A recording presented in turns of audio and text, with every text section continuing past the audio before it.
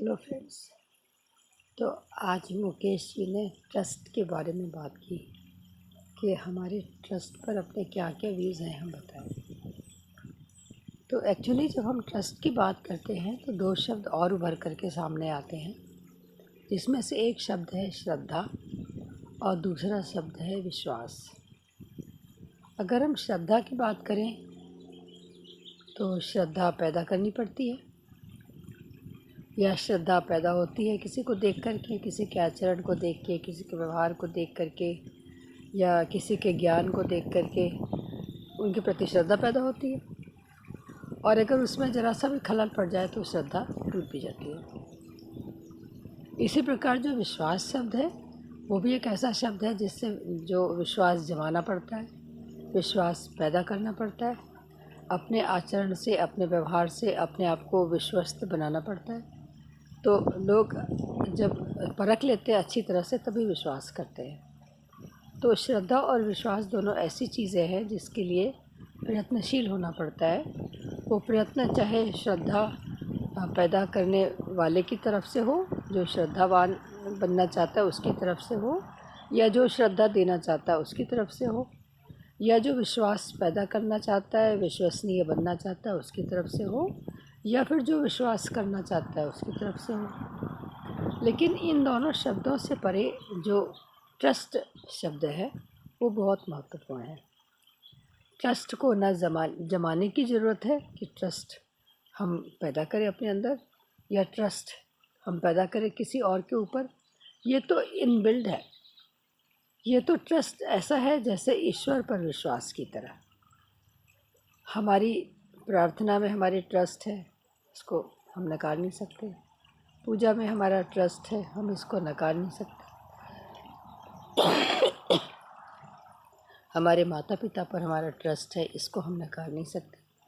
तो ट्रस्ट एक inbuilt item है हमारे अंदर, एक इनबिल्ड विश्वास है हमारे अंदर, एक इनबिल्ड चीज़ है हमारे अंदर जो कि होती ही होती है।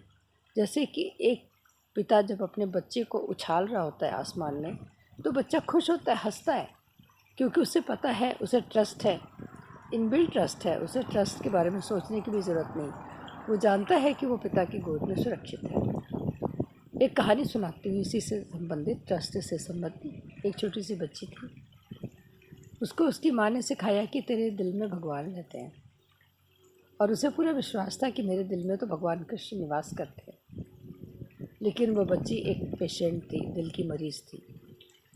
और एक समय ऐसा आया जब डॉक्टर्स ने कहा था कि इतने वर्ष की होने के बाद इसके दिल का ऑपरेशन होगा, और वो समय आ गया और वो ऑपरेशन थिएटर पर गई। तो उसने डॉक्टर से भी कहा कि डॉक्टर साहब, हमारे दिल में भगवान कृष्ण रहते हैं, तो ज़रा जब हमारा दिल का ऑपरेशन करोगे तो ध्यान रखना हमारे भगवान को कुछ क्षति न पहुँचे, हमारे भगवान को चोट न लग जाए कहीं। खैर, जो भी बात थी उसने बचपने में कही और डॉक्टर ने उसको स्वीकार कर लिया। और बच्ची जब ऑपरेशन टेबल पर गई तो क्या देखा उन्होंने, डॉक्टर ने, कि उनके हर प्रयत्न करने के बावजूद भी उसकी रक्त वाहिनियाँ रुक गई थी, उसका हृदय स्टॉप हो गया था और हृदय उसका काम नहीं कर रहा था।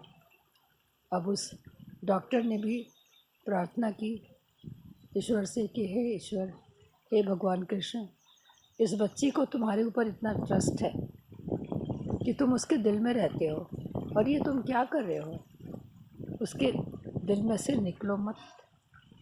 और क्या देखा डॉक्टर ने कि थोड़ी सी देर में उनका रक्त संचार चालू हो गया बच्ची के हृदय में, और वो ऑपरेशन सक्सेसफुल रहा। लेकिन उसके बाद उस डॉक्टर के मन में भी ईश्वर के प्रति अगाध ट्रस्ट उत्पन्न हो गया।